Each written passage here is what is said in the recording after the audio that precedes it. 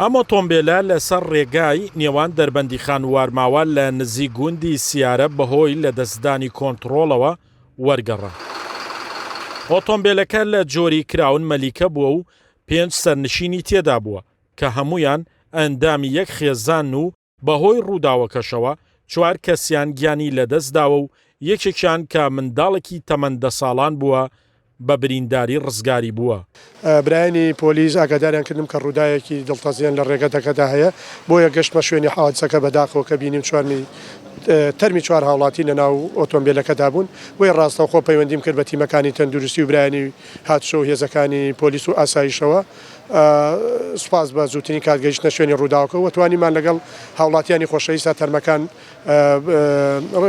دەربیێنین و وەڕەوانەی نەخۆشخانەی شەی تۆفیقی بکەین و لێش وەڕەوانەی تو خانەی پزیشکی دادی دەربەندیخانمان کرد و ئێستاش لە مزگەوتی حاج ساڵحی گڵاڵی ئێستا لەلایەن هاوڵاتیانی خۆشەویستی دەربەندیخانەوە کە لێرن و ئەیانەیە کفن بکرێت و ڕادەستی خاوەنەکانی.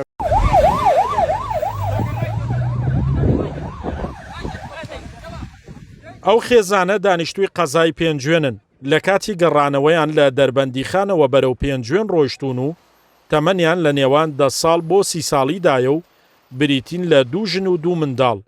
لە دوای ئەنجامدانی ڕێو ڕەسمە ئاینیەکانیش لە دەربەندیخانەوە تەرمەکانیان بەرەو زێدی خۆیان بەڕێکران. کە گەڕاینەوە چوینە من حادیسەکە سێرەکەین سارێک لێدا لە شۆستەکە لێدا ینی شۆستەکەی بردو لەگەڵ خۆیان تقریباً 25 متر بردی و لەگەڵ خۆیان دووبارە تا جەنازەکان هەمووی لە ناویا بووە ئیتر خەڵک لەوێ قایمقام یعنی لە ڕاستیا دەوری بینا شارەوانی پۆلیس 5 کەسی تیا بوو مناڵێکیان دەرچوو مناڵەکە 4 ساڵان و بەس ئەو 4ەکەیان تیاچوو. من لە ڕێگا بووم گەڕامەوانێ چوو مەسەر حادیسەکە لە نزیک گوندی سیارە بوو و سیارێکی جۆری توێتا کراون مەلیکە بوو 5 سەرنشینی تێدا بوو بەداخەوە 4یان وفاتی کرده بوو. جەنازەکان لایەنی ئەمنی دەربەندیخان قەزای دەربەندیخان بە ئەرکی خۆیان هەستان سپاسیان دەکەم لێرە و دەستخۆشیان لێ دەکەم و هەر 4 تەرمەکان هێناوە بۆ قەزای دەربەندیخان و لێرە بە دەشۆرێت و کفن دەکرێت و پاشان تەسلیمی کەسوکاریان دەکرێتەوە. بە پێی ئامارەکانی هاتوچۆی دەربەندیخان بە تەنها لە ماوەی 8 مانگی ڕابردوودا لەو ڕێگایە لە 15 ڕووداوی هاتوچۆدا 20 کەس گیانی لەدەستداوە و 50 کەسیش بریندار بووە. شاخەوان محەممەد، کورسات نیوز، دەربەندیخان.